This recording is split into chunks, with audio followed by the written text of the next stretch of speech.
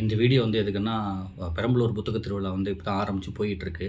So அதை பற்றி அதில் வாங்கின புக்ஸ்லாம் வந்து ஜஸ்ட் ஒரு வாட்டி சும்மா காட்டிடலாம் அப்படின்றதுக்காகவும், அதுக்கப்புறம் வந்து இன்னொரு இடத்துல வந்து புத்தக திருவிழா வந்து ஸ்டார்ட் ஆகிடுச்சு நேற்றுலேருந்து. அது எங்கன்னா நாமக்கல்ல.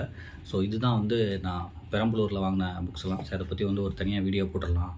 இப்போ வந்து நாமக்கல்லில் வர புத்தக திருவிழா அதை மட்டும் வந்து சொல்லலாம் அப்படின்றது தான் ஒரு ஐடியா. ஸோ ஒரு 10 நாள் நடக்க போகுது. பிப்ரவரி 1ஆம் தேதியிலேருந்து பிப்ரவரி 10ஆம் தேதியில் வந்து 10ஆம் தேதி வரை நடக்க போகுது. கிட்டத்தட்ட ஒரு 70 அரங்குகள் வந்து இருக்கும் அப்படின்னு சொல்லி போட்டிருந்தாங்க நியூஸில்.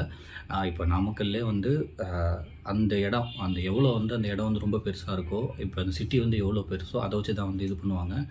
இப்போ இருக்கிறதுலே வந்து தமிழ்நாட்டில் வந்து சென்னை புக் ஃபெஸ்டிவல் அது ரொம்ப பெருசாக இருக்கும். ஏகப்பட்ட பேர் வருவாங்க. நேற்று நான் போயிட்டு வந்த பெரம்பலூர்லேயே வந்து ஒரு 2 ரோ இருந்துச்சு. இவங்க சொல்கிற மாதிரி ஒரு 70 அரங்குகள் அந்த மாதிரி தான் இருந்திருக்கும். 70லேருந்து 100. எங்கேயுமே வந்து நாமக்கல்லையுமே வந்து ஒரு 70 அரங்குகள் தான் இருக்குன்னு போட்டிருக்காங்க. அது எங்கே நடக்க போகுதுன்னா வந்து இந்த கொங்கு திருமண மண்டபம். ஸோ அந்த இடத்துல தான் வந்து அந்த புக் ஃபெஸ்டிவல் அந்த புக் ஃபேர் வந்து நடக்க போகுது. பிப்ரவரி 1லேருந்து பிப்ரவரி 10 வரையும் நடக்குது. எப்போவுமே வந்து ஒரு புத்தக திருவிழானா வந்து கலை நிகழ்ச்சி இருக்கும். அப்புறம் வந்து வெளியில் வந்து இந்த பொருட்காட்சி அந்த மாதிரி இருக்கும். அப்புறம் இந்த உணவு திருவிழா அந்த மாதிரி இருக்கும். இங்கே வந்து எக்ஸ்ட்ரா வந்து அறிவியல் கோளரங்கம் அதெல்லாம் வந்து வைக்கிறாங்களாம். குழந்தைங்களுக்குலாம் வந்து கொஞ்சம் அவங்களையும் வந்து என்டர்டெயின் பண்ணுற மாதிரி வந்து அறிவியல் கோளரங்கம் வைக்கிறாங்க. அதேமாதிரி வந்து நம்ம முன்னாடியே சொன்ன மாதிரி வந்து உணவு திருவிழா, கலை நிகழ்ச்சி அந்த மாதிரிலாம் நிறையா இருக்குது அப்படின்னு சொல்லி வந்து போட்டிருந்தாங்க. அதுமாதிரி வந்து அரசோட சாதனைகளை வந்து எக்ஸ்பிளைன் பண்ணுற மாதிரி அதுக்குன்னு ஒரு இடமும் அது உள்ளே வச்சுருக்காங்க அப்படின்றத சொல்லியிருக்காங்க. அது மாதிரி ஒரு இந்த புத்தக திருவிழானாலே வந்து நிறைய பேர் வந்து பேசுவாங்க. ஒரு நல்லாசிரியர்கள், பேராசிரியர், அப்புறம் பேச்சாளர்கள், அப்போ ரொம்ப செலிபிரிட்டிஸ் அந்த மாதிரி வந்து எல்லாமே வந்து எழுத்தாளர், முக்கியமாக வந்து எழுத்தாளர்கள் நிறைய பேர் வந்து பேசுவாங்க. நேற்று நான் போயிட்டு வந்ததில் கூட வந்து எஸ் ராமகிருஷ்ணன் வந்து பேசினாங்க. ஃபுல்லாக அரங்கு வந்து ஃபுல்லாக இருந்துச்சு அவங்க வந்து பேசினப்போ.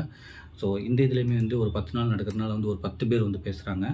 அவங்க யாருன்னா வந்து இந்த கலியமூர்த்தி அவர்கள், இந்த ரிட்டையர்டு மாவட்ட கண்காணிப்பாளர், அப்புறம் வந்து சித்த மருத்துவர் சிவராமன் அவர்கள், அப்புறம் ஞானசம்பந்தம் அவர்கள், அப்புறம் வந்து நல்லாசிரியர் நல்லாசிவம், அதுக்கப்புறம் நிறைய பேர் வந்து பரமேஸ்வரன் அப்படின்னு பேராசிரியர் பரமேஸ்வரன், அதுக்கப்புறம் பர்வீன் சுல்தானா அவங்க வந்து பேசுகிறாங்க. அப்புறம் வந்து திருச்சி சிவா அவங்க வந்து பேசுகிறாங்க.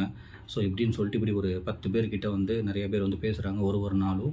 ஈவினிங் டயத்தில் வந்து உங்களுக்கு கலை நிகழ்ச்சி அந்த வட்டாரத்தில் உள்ள ஸ்கூலில் காலேஜில் உள்ள கலை நிகழ்ச்சி நடக்கும். அது எப்போவுமே வாய்ப்பு இருந்தால் போங்க. ஒன்றும் போய் புக்கு வாங்குகிறோமோ இல்லையோ அது வந்து பிரச்சனை இல்லை. ஜஸ்ட்டு ஒரு வாட்டி போயிட்டு வந்தாலே, நம்ம வீட்டில் உள்ளவங்களோட ஒரு வாட்டி போயிட்டு வந்தாலே அதுவே வந்து பார்க்குறதுக்கே ரொம்ப புதுசாக இருக்கும். ஏன்னா வருவாங்க சில பேர் வந்து புத்தகம் வாங்குவாங்க. எதுவும் பெரிய பெரிய ஊரில் புத்தகத்தில் நடந்தால் அது ரொம்ப பெருசாக இருக்கும். பட் இதுமாதிரி சின்னதாக நடக்கும்போது நம்ம ஏரியாக்குள்ளே இப்போ நடக்கிறனால அந்த ஒரு நாமக்கல்கிட்டே நடக்கிறனால அங்கே போயிட்டு வரப்போ அட்லீஸ்ட் நம்ம புக் வாங்குறோமோ இல்லையோ அந்த ஒரு அட்மாஸ்பியரே பார்க்குறதுக்கு வந்து ரொம்ப நல்லாயிருக்கும்.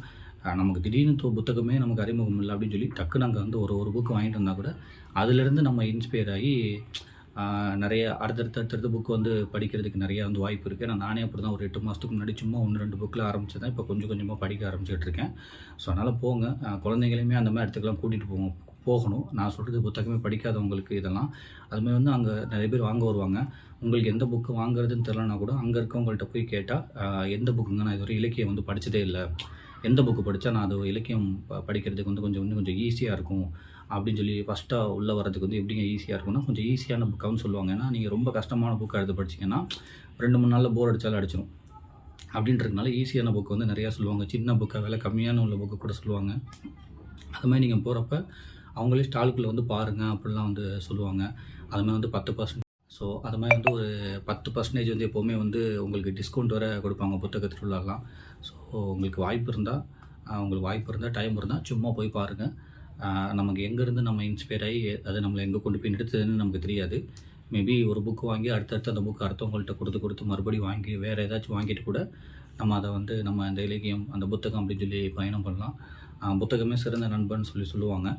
ஸோ டைம் இருந்தால் நேரம் ஒதுக்கி போய் பார்த்து புத்தகம் வாங்கி படிக்க ஆரம்பிங்க. நன்றி.